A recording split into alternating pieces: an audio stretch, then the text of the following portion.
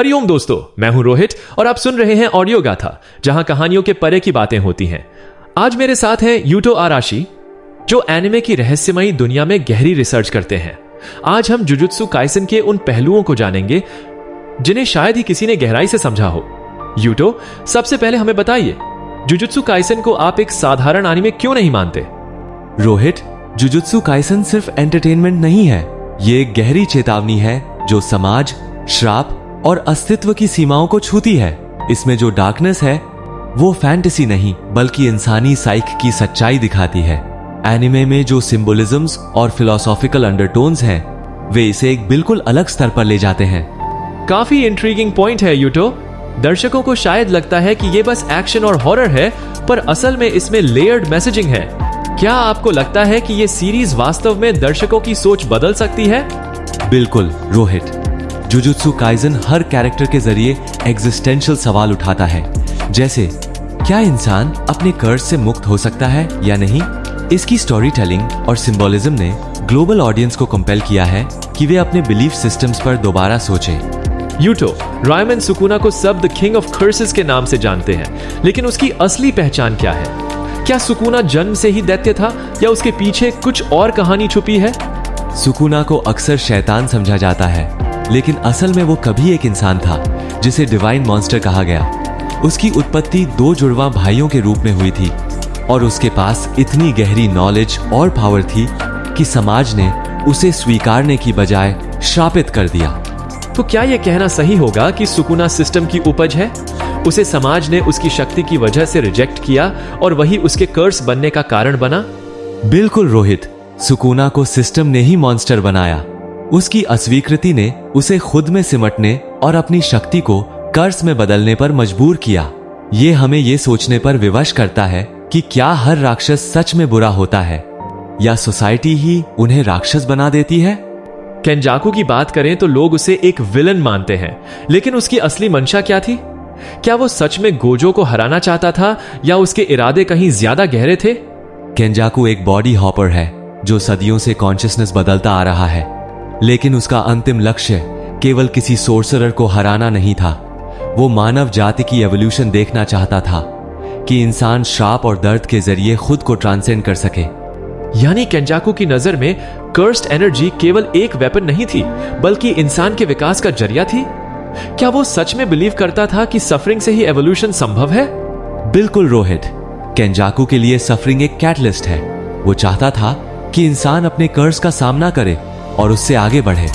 इसीलिए उसने एक्सपेरिमेंट्स और मैनिपुलेशंस किए ताकि इंसान अपने लिमिट्स को पार कर सके और कर्स्ड एनर्जी में नई संभावनाएं खोज सके। गोजो सातोरू को सभी स्ट्रॉन्गेस्ट जुजुत्सु सॉर्सरर मानते हैं, लेकिन क्या उसकी ताकत के साथ कोई कमजोरी भी थी? क्या उसकी पावर ही उसकी डाउनफॉल का कारण बनी? गोजो की सबसे बड़ी कमजोरी उसका अकेलापन था। उसकी लिमिटलेस पावर ने उसे इंसानी संबंधों से दूर कर दिया। लोग उसे एक टूल समझते थे, न कि एक इंसान। इस आइसोलेशन ने गोजो को इमोशनली वनरेबल बना दिया, भले ही वो फिजिकली इनविंसिबल था। मतलब गोजो की हार सिर्फ एक लड़ाई नहीं थी बल्कि एक पूरी व्यवस्था के खिलाफ थी। क्या केंजाकू ने बस उसे एग्जीक्यूट किया, लेकिन असली कल्प्रिट जुजुत्सु सोसाइटी इटसेल्फ थी? बिल्कुल सही रोहित, गोजो को जिस सिस्टम ने ऊपर उठाया उसी ने उसे गिरा भी दिया। केंजाकू तो सिर्फ कैटलिस्ट था, लेकिन गोजो का असली दुश्मन वो सोसाइटी थी जिसने उसे इंसान से ज्यादा एक हथियार बना दिया था। यूजी इतादोरी हमेशा एक हीरो माना गया है, लेकिन क्या वो सच में एक एक्सपेरिमेंट का हिस्सा है? क्या उसका सुकुना का वेसल बनना कोई एक्सीडेंट था या इसके पीछे गहरी प्लानिंग थी? यूजी का सुकुना का वेसल बनना पूरी तरह से प्लान था। उसके जेनेटिक्स, उसकी फिजिकल स्ट्रेंथ, ये सब नेचुरल नहीं थे। कुछ थियरीज के मुताबिक यूजी केंजाकू का ही एक्सपेरिमेंट है, एक परफेक्ट वेसल जिसे खास मकसद से बनाया गया। तो यूजी के अस्तित्व में ही एक कर्स है? जितना वो दूसरों की जान बचाता है, क्या उतना ही वो अपनी खोता है? क्या उसका सैक्रिफाइस वास्तव में किसी बड़े गोल की ओर इशारा करता है? बिल्कुल रोहित, यूजी का सैक्रिफाइस खुद उसकी आइडेंटिटी में है। वो एक ऐसा कैरेक्टर है जो जितना लोगों को बचाता है उतना खुद को खोता जाता है। उसकी जर्नी हमें यह दिखाती है कि हेरोइज्म की असली कीमत क्या होती है, खासकर जब सब कुछ पहले से तय है। जुजुत्सु काइसन में एक्शन और हॉरर तो है ही, लेकिन इसके पीछे क्या कोई डीपर सिंबलिज्म या फिलॉसफी छुपा है? क्या डोमेन एक्सपेंशन और गोजो की इन्फिनिटी सिर्फ पावर्स हैं या इनका कोई बड़ा मेटाफिजिकल मतलब है? जुजुत्सु काइसन में हर चीज का सिंबोलिज्म है। गोजो की इन्फिनिटी, सुकुना की 20 उंगलियां, डोमेन एक्सपेंशन, ये सब इंडियन, बुद्धिस्ट और टाओइस्ट फिलॉसफी से इंस्पायर्ड है। डोमेन एक्सपेंशन असल में आत्मा की सीमा है और सवाल ये है कि इंसान अपने भीतर के अंधकार को कितना कंट्रोल कर सकता है। बहुत गहरी बात है यूटो। क्या आपको लगता है कि ये फिलोसॉफिकल अंडरटोन्स दर्शकों को खुद की लिमिटेशंस और पोटेंशियल पर सोचने के लिए प्रेरित करते हैं? क्या सीरीज ये सवाल उठाती है कि क्या इंसान कभी अपने कर्ज से मुक्त हो सकता है? बिल्कुल रोहित, यही सीरीज की सबसे बड़ी खूबसूरती है।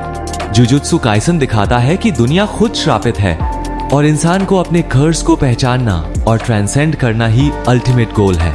ये दर्शकों को सोचने पर मजबूर करता है, क्या लिबरेशन पॉसिबल है या हम हमेशा साइकिल में फंसे रहेंगे? यूटो, आज की बातचीत ने जुजुत्सु काइसन के कई अनछुए पहलुओं को उजागर किया। तुम्हारी बातों से यह साफ हो गया कि एनिमे की दुनिया में भी कितनी गहराई और कॉम्प्लेक्सिटी छुपी है। क्या तुम हमारे लिसनर्स को कोई संदेश देना चाहोगे ताकि वे आगे भी इन थीम्स को एक्सप्लोर कर सकें? रोहित, मैं बस इतना कहना चाहूंगा कि एनिमे को केवल सरफेस लेवल पर न देखें। जुजुत्सु काइसन जैसे सीरीज में जो डेप्थ, सिंबोलिज्म और एग्जिस्टेंशियल क्वेश्चंस हैं, वे हर व्यूअर को इंसानियत, दर्द और रिडेम्पशन के बारे में सोचने के लिए इंस्पायर करते हैं। बहुत सही कहा यूटो।